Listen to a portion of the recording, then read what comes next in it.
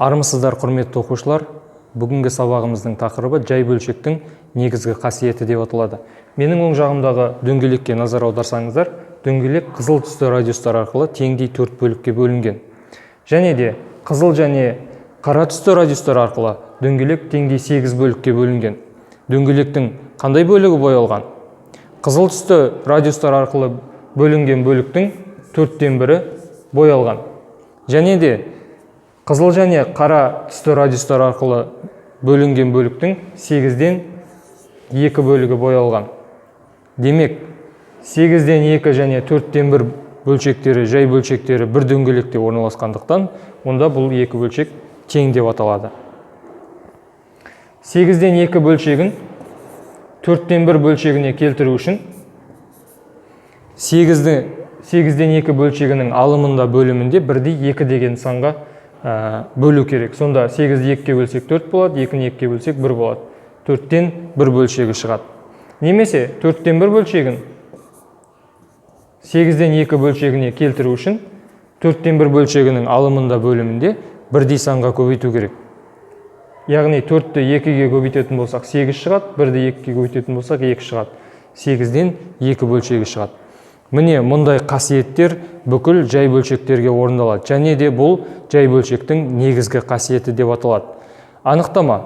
Жай бөлшектің негізгі қасиеті дегеніміз, бөлшектің алымында бөлімінде 1 санға көбейткеннен, немесе бөлшектің алымында бөлімінде 1 санға бөлгеннен бөлшектің мәні өзгермейді. Жай бөлшектің негізгі қасиетін қолданып, бөлімі берілген жай бөлшектің, мысалы 7-тен 2 бөлшегінің, бөлімі берілген жай бөлшектің бөліміне еселік болатын жай бөлшекке келтіруге болады. Кез келген жай бөлшекті бөлімі берілген жай бөлшектің бөліміне еселік болатын жай бөлшекке келтіруге болады. Ол үшін 28 саны 7-нің неше есесін құрайды? 7 көбейтеміз 4-ке, онда оның алымында 4-ке көбейту керек. 2 көбейту 4, 8 болады. 28-ден 8 7-тен 2 бөлшегіне тең болады. Міне бұл жай бөлшектің негізгі қасиеті деп аталады. Мұндағы алымы мен бөліміне көбейтіліп тұрған сан бөлшектің толықтауыш көбейткіші деп аталады.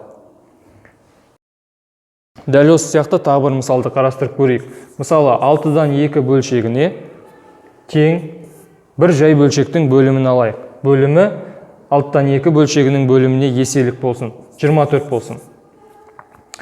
6 неше есе өскен кезде 24 болады. Яғни 4 есе өскен кезде. Онда бөлшектің алымы 8 болады бізде. 2 көбейту 4 бізде 8. Дәл осы секілді бір мысал. Мысалға 5-тен 3 бөлшегінің бөлімін 25-ке келтірейік. 5 25 болу үшін нешеге көбейтілу керек? 5-ке, онда алымында 5-ке көбейтеміз. Онда 25-тің алымында 15 болады. Сонда 5-тен 3 бөлшегі бізде 25-тен 5 деген бөлшекке, жай бөлшекке тең болады. Және осы секілді кез келген жай бөлшекті, мысалға 90-нан 10 жай бөлшегін алымы мен бөлімінің ең үлкен ортақ бөлгішіне бөлу бірден өзге, ол бөлшекті қысқарту деп аталады. Ең үлкен ортақ бөлгіші 90 мен 10 сандарының ол 10. 90-ды 10-ға бөлетін болсақ 9 шығады, 10-ды 10-ға бөлсек бізде 1 шығады. Тең болады 9-дан 1. 90-нан 10 бөлшегіне, жай бөлшегіне 9-дан 1 жай бөлшегі тең болады. Тағы да 30-дан 5 жай бөлшегін қысқартып көрейік. 30 және 5 сандарының ең үлкен ортақ бөлгіші бізде 5 болады. 5-ті 5-ке бөлсек 1, 30-да 5-ке бөлсек 6.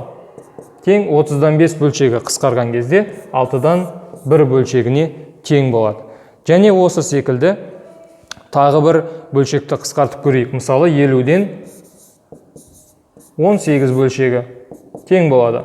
50 және 18 сандарының ең үлкен ортақ бөлгіші бізде 2 деген сан.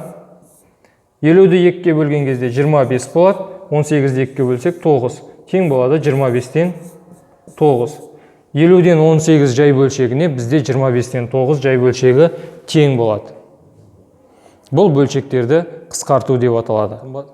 Сонымен, құрметті оқушылар, жай бөлшектің негізгі қасиеті дегеніміз кез келген жай бөлшектің алымы мен бөлімін бірдей санға көбейтсек, және сол секілді кез келген жай бөлшектің алымы мен бөлімін бірдей санға бөлсек, онда осы жай бөлшекке тең бөлшек шығады. Осы тақырып бойынша білімдеріңізді толықтырам десеңіздер, астындағы ссылкаға өтіп жұмыс дәптерімен жұмыстансаңыздар болады. Оқуларыңызға сәттілік, оқуда озат болыңыздар.